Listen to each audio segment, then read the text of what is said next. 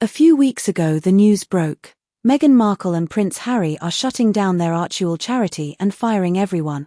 While the reality is slightly less dramatic, the Sussexes' philanthropic machine is undergoing a radical amputation. The Archewell Foundation has effectively flatlined, reanimating as Archewell Philanthropies with a skeleton crew of exactly one employee, co-executive director Shauna Nep. The exodus includes James Holt, the Sussexes' most trusted aide since 2021, who abandoned his California post to return to the UK. Visa complications may have forced his hand, but insiders whisper a harsher truth. The couple was upset with his work and poised to terminate him anyway. Holt wasn't just any staffer, he was the final bridge to Meghan and Harry's royal past, the man who followed them from Buckingham Palace to Montecito, transitioning from PR chief to charity architect. It was Holt who, in their 2022 Netflix documentary, accused the palace of orchestrating a conspiracy to render them irrelevant as their popularity exploded. His departure severs that last institutional tie. The narrative spun by both camps remains polite.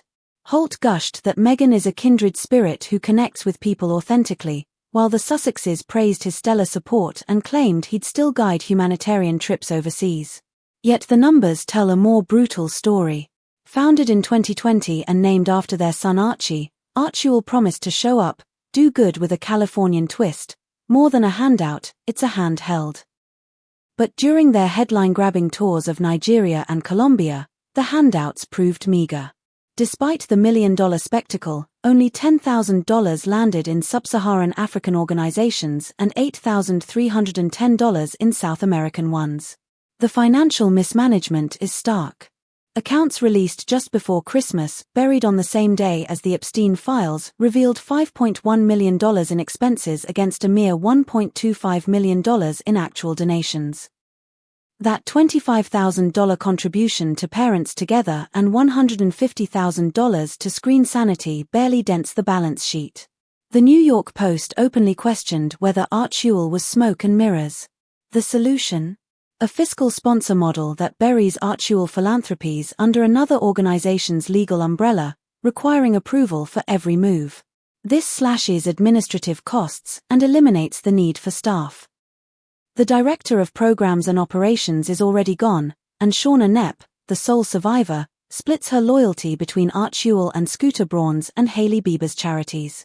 The Sussexes aren't retreating, they're rebranding. More quasi-royal tours are planned under the Archewell Philanthropies banner, replicating the Nigeria and Colombia model, massive entourages, top-shelf PR firms like M&C Saatchi, and seven-figure bills from outside agencies. What is the obvious truth, some may ask? Well, here's what the spreadsheets don't say but the lifestyle screams. Meghan Markle and Prince Harry are deeply embedded in Montecito's billionaire ecosystem. They vacation in private jets, borrow mega mansions for Netflix shoots, and collect star-studded guest lists for dinner parties. Yet with all this access to America's most generous ultra-wealthy class, Archewell couldn't even raise £25 million. The brutal math reveals that their wealthy friends are happy to sip champagne at polo matches and lend their jets for Instagram moments, but when it comes to writing actual checks for causes that matter, the wallets stay firmly shut. The hand-holding was always performative. The generosity was just good lighting. But hold the funeral dirge. Strip away the royal titles and glossy optics, and you're left with two young parents attempting what few 30-somethings could ever dream of, leveraging a global platform to do genuine good while learning to navigate a social stratosphere where friendships come with net worth requirements. They're making the same ruthless business calculations that any startup founder makes when the model isn't working. Fire underperformers, slash overhead, restructure for survival. If this pivot transforms their foundation from a money pit into an engine for real change, then this isn't failure, it's the kind of brutal efficiency the charity world needs. The Archewell era isn't ending, it's growing up.